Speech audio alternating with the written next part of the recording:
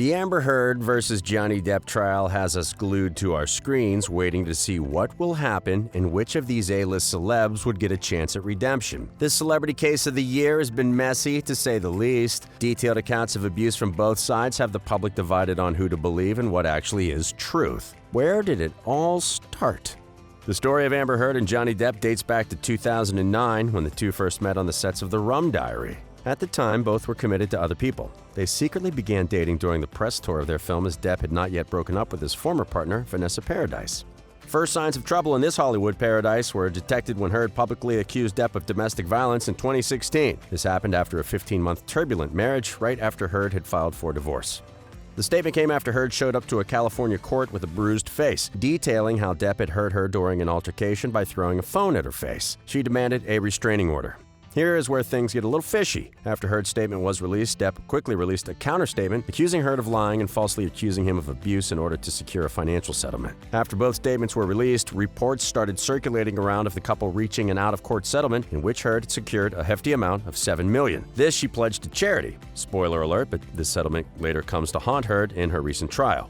Keep watching to find out how. Coming back to when things started getting a little cloudy after an out-of-court settlement was reached, both parties released a joint statement that had quite a contradictory tone. The statement claimed that previously made statements they made about each other were untrue, while also claiming that neither party had made false accusations. Confusing, right? On the one hand, there was no physical or emotional harm, as Heard had claimed in her statement, but on the other hand, she wasn't lying either. Yes, this joint statement got the world just as confused as you are right now. After this melted away into ancient history, as all celebrity news does, a second wave of accusations came around in December of 2018 when Heard wrote her op-ed in the Washington Post. This was the focal point in the trial that was to come 4 years later. In her op-ed, she detailed accounts of the domestic abuse she suffered at the hands of Depp during the course of their relationship. She did not name Depp in her piece. In a response to this, just a few months later, Depp filed a defamation suit against Heard, seeking damages of $50 million. That's a whole lot of money. What did the op-ed say?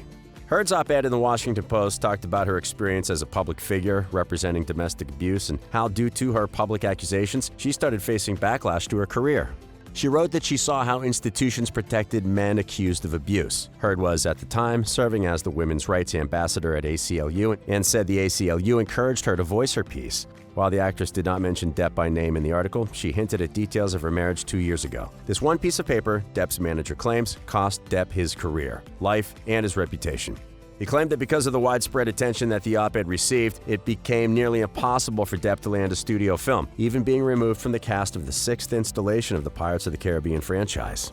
Johnny's notorious history in courts far and wide. Before going any further, let's take a look at Johnny Depp's recent history in the courts. In June 2018, Depp sued The Sun for publishing an article where they claimed that he assaulted his ex-wife, Amber Heard, and called him a wife-beater. The case went to trial in London in 2020. In a ruling that came as a shock to Depp, the judge found 12 out of the 14 incidents of abuse reported by Heard to be accurate. The judge denied the claims of Heard being a gold digger and running a defamation campaign for financial gain. With the burden of proof on The Sun to prove that the allegations they published were accurate, they eventually succeeded. This hurt Depp's reputation in the courtroom and tarnished his credibility. The actor further claimed that after losing this libel case, he was asked to stand down from the Harry Potter spin-off Fantastic Beasts: The Secrets of Dumbledore. Depp's testimony. The trial has now reached at a crucial point in the proceedings where Depp has garnered massive support. What exactly was Depp's testimony that swayed the support of the public his way? The Pirates of the Caribbean star has denied any and all accusations of physical abuse towards his ex-wife. He testified that he has never struck her, or any other woman for that matter. He went further to assert that in their 15-month-long and tumultuous marriage, Heard was the primary aggressor and that she had been the one to subject him to physical, emotional, and verbal abuse. He went on to provide graphic details of their altercations that usually started with Heard demeaning him and then quickly escalating into a physical fight, according to Depp. The actor gave his account of such an altercation in 2015 when the couple was in Australia where Depp was shooting for the 5th Pirates movie. Depp testified that when Heard got to know about a meeting he had with his lawyer regarding a post-nuptial agreement, she lashed out and threw a glass bottle at him. This glass shattered in his hand and seriously injured his middle finger, with the tip of his finger being cut off and his bones sticking out. The A-list Hollywood actor has brought to court several voice recordings in which the actress can be heard admitting to hitting Depp. In one recording that, first released by the Daily Mail before the UK trial in 2020, Heard admits to hitting Depp in a fight. She says, "I don't know what the actual motion of my hand was, but you're fine. I did not hurt you. I did not punch you. I was hitting you." To which responded by saying he is scared to death, and Heard replies, "I can't promise you I won't get physical again. God, I sometimes get so mad I lose it." Another audio recording came from the incident in Australia where she mocks the idea of Depp being the victim in the situation and threatens that no one will believe him. Tell the world, Johnny, tell them. Johnny Depp, I, a man, I'm a victim too of domestic violence. It's a fair fight. And see how many people believe or side with you. Well, she was certainly wrong about that. Remember that $7 million settlement money Heard received that she pledged to charity? Well, Depp has claimed in his testimony that out of the total donated money, Heard had only donated $1.3 million, of which $500,000 had come from Elon Musk, who Heard had dated for a short period after her divorce with Depp. Depp's legal team seems to be implying that Heard is in need of financial support and making a case out of her motive for money. Her take? This past week, Heard finally took the stand and testified against her ex-husband, Johnny Depp. Heard started off by providing details of her whirlwind romance with the Hollywood star. According to her, the first time Depp allegedly hit her was when she asked about a tattoo of his. Depp slapped her across the face when she laughed about his tattoo that said "wino." Heard details that their relationship changed for the worst when Depp started drinking again after holding a period of sobriety for years. According to her accounts of their altercations, they started off with Depp getting jealous and possessive about her talking to other women and men. He accused her of having multiple affairs during the course of their relationship. In one instance, Heard testifies she was head-butted and Depp was repeatedly punching her in the face to the extent that Heard believed she was going to die. Heard said Depp kept repeating the words, I hate you, over and over. More disturbing details about the relationship came to light after these recordings, too. Trigger warning for blood and gore ahead. In one instance, Heard described being penetrated by a glass bottle. In another instance, she recalled when Depp had severed his finger in Australia. And according to her, Depp had injured his finger in the process of throwing a bottle of vodka at her. She testified that she woke up the morning after this incident to discover messages on the wall directed at Heard, written in his own blood using his severed finger. Yikes. Talk about overdramatic. Moving on from the really intense parts of their testimonies, Heard did go on to admit that she had hit Depp in one instance at their home in Los Angeles. This happened during an argument they were having when Heard found out Depp was cheating on her with a woman he had been with before. She told the court that at one point during their fight, she went to the neighboring penthouse to see her sister. She hit him when her sister Whitney tried to come between the couple to stop the fight from escalating. Fearing that he might hurt her sister, Heard swung at him. Heard testifies this was the only time in their relationship that she raised a hand at him. Who has the jurors vote?